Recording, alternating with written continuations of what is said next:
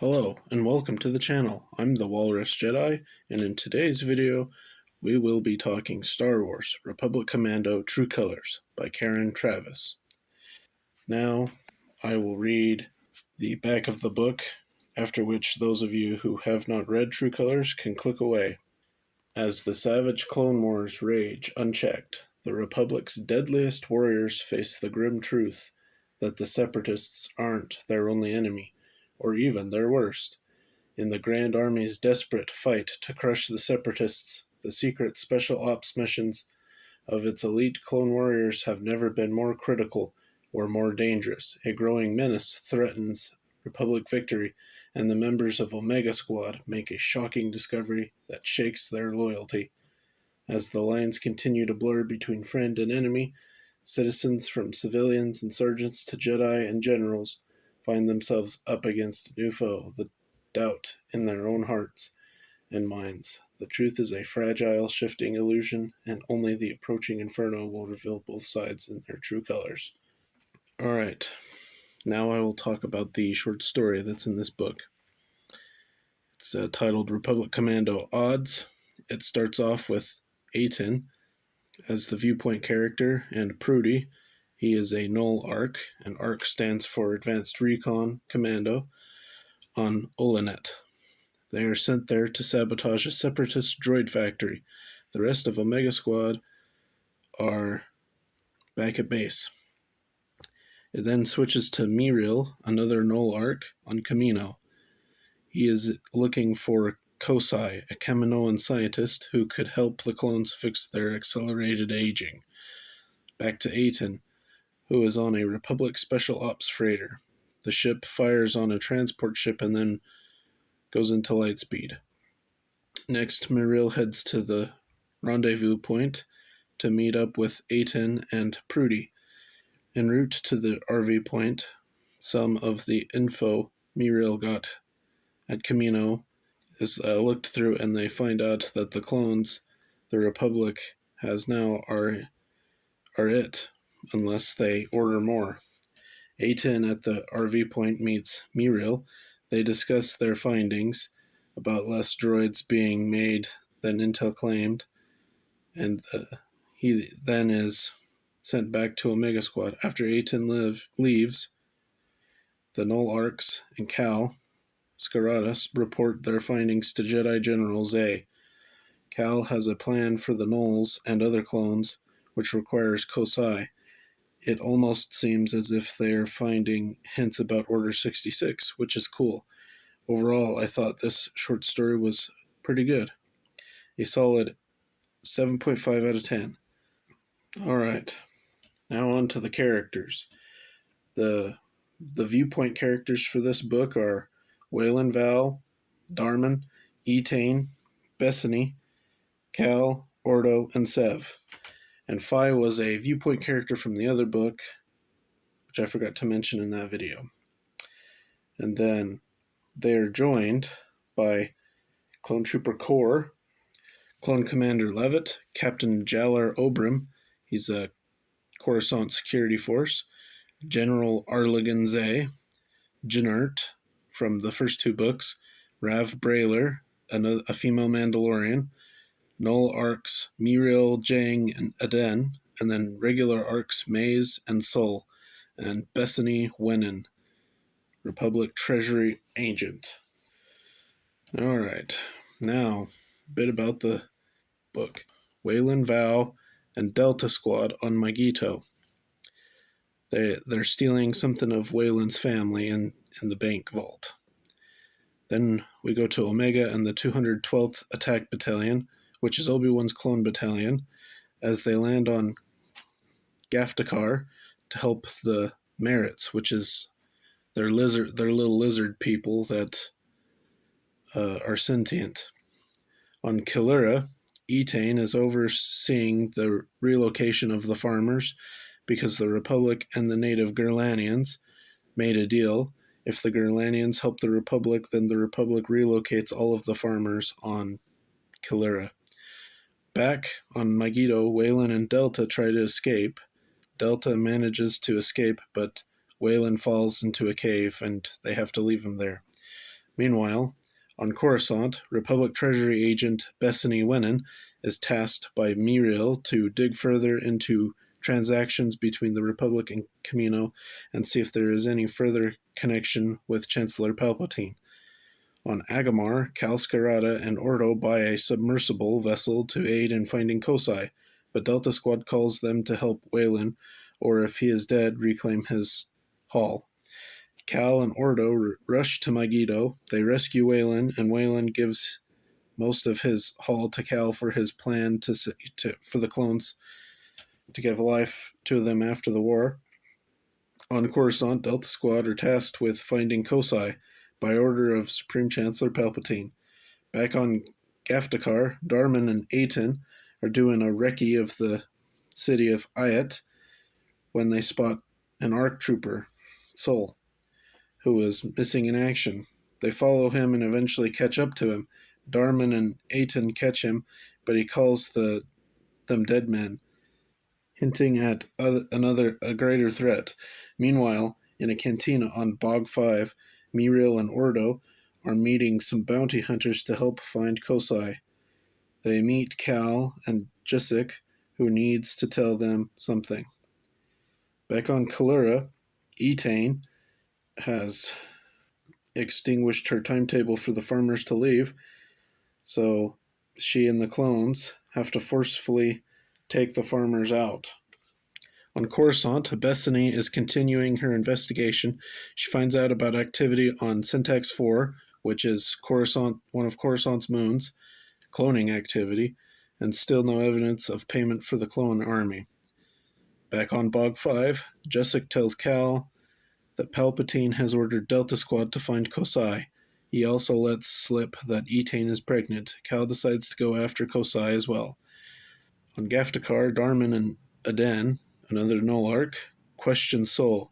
He says that if a clone gets too injured or too old to fight, that they bring Palpatine's guard will kill them. Etain continues to round up farmers. She and a platoon of clones engage a group of farmers. On Coruscant, Bethany is continuing her investigation. She finds out about the activity on Syntax 2, one of Coruscant's moons. It's cloning activity, and there's still no evidence of payment for the clone army. Back on Bog 5, Jessic tells Cal that Palpatine has ordered Delta Squad to find Kosai. He also lets slip that Etain is pregnant. Cal decides to go after Kosai as well. On Gaftakar, Darman and Adan, another Nolarch, question Sol. He says that if a clone gets too injured or too old to fight, that they, being Palpatine's guard, will kill them. Etain continues to round up the farmers. She and a platoon of clones engage a group of farmers. They stumble into a minefield, and a few clones die. They take out the group of farmers, but Etain is bleeding. It's her baby. Sev and Delta are on Napdu following Kosai's trail. They learn that she went to Dasucha. They are followed there by an unknown ship. Ordo is sent to Kalura by Cal to help Etain leave the planet. Meanwhile, Sev and Delta land on one of Dasucha's moons. They kill the two humans who were following them. They find that the Kaminoans know about Dasucha now, so they will send more bounty hunters. Darman and Omega are still on Gaftakar helping the rebels, the lizard people. Darman went to Sol's house to make sure there was no evidence of Sol being there. While he still is there, two men sneak into the house. Darman takes them out. When he checks their bodies, he finds that they are clones. Special Ops clones. Cal, Wayland, and Muriel are heading to Doruma, where Kosai is.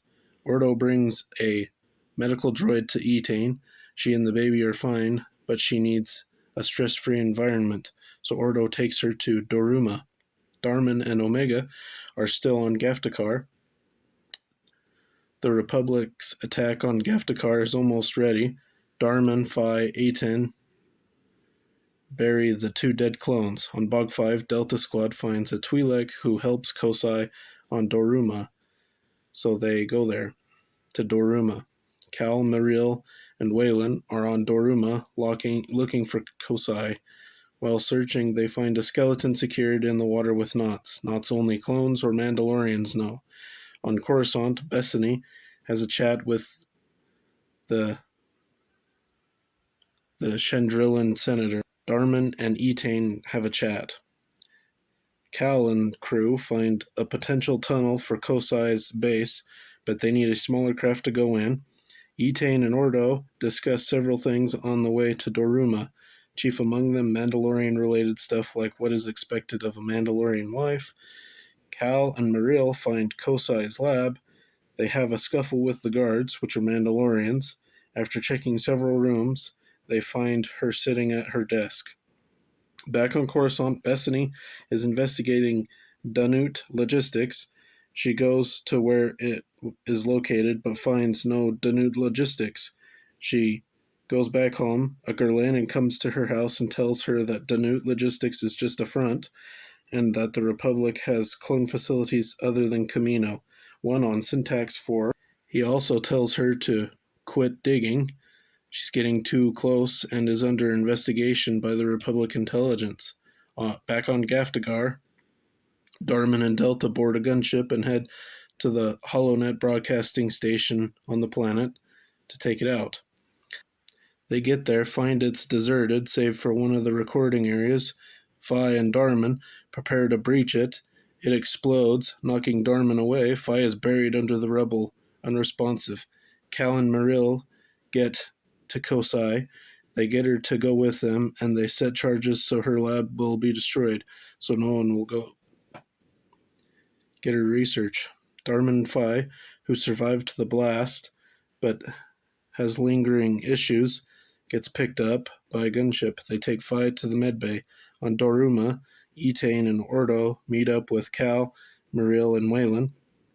They find out about Fi. Kosai is interrogated. Getting frustrated, Ordo takes her research and shoots it like clay pigeons. After they get Kosai to agree to restart the research, and after Waylon leaves to take Ordo's shuttle back, they leave for Mandalore. Sev and Delta Squad are on Doruma. They get scuba armor and dive near where Kosai's former lab was. They discover the skeleton and surmise that Kosai is dead.